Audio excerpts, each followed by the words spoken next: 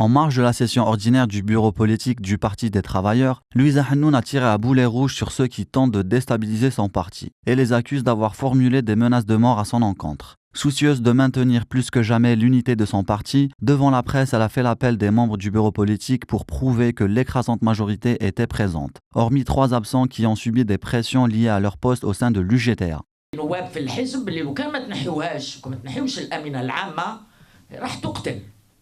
Ils ont dit à certains membres que s'ils n'écartaient pas la secrétaire générale, elle sera tuée. Rendez-vous-en compte, on parle de menaces de mort. Nous allons l'assassiner, c'est comme cela qu'ils disent. Ce qui a créé un mouvement de peur auprès de certains membres. Et pour ne pas citer de nom, il y a Salim Labacha et Sidi Moussa qui disent, et je cite, « Le président Boudiaf, il a été assassiné. » Alors là, Louisa Hannoun. Et je reprends mot à mot ce qui a été dit. Je rappelle que l'institution étatique n'a rien à voir avec cela. Il s'agit là d'une œuvre de la politique parallèle, la politique de la mafia.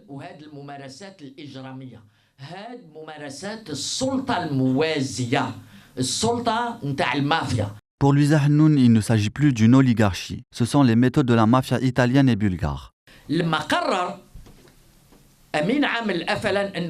Quand le secrétaire général du FLN a décidé d'arrêter ses attaques à mon encontre, ce n'était en fait que de la poudre aux yeux, car il avait délégué cette tâche à des personnes extérieures. Après lui, il y a eu ce Baha'eddin Tliba, qui prend ses ordres directement de Saïdani, utilisant des méthodes de la mafia, la violence, la corruption pour s'acharner contre nous.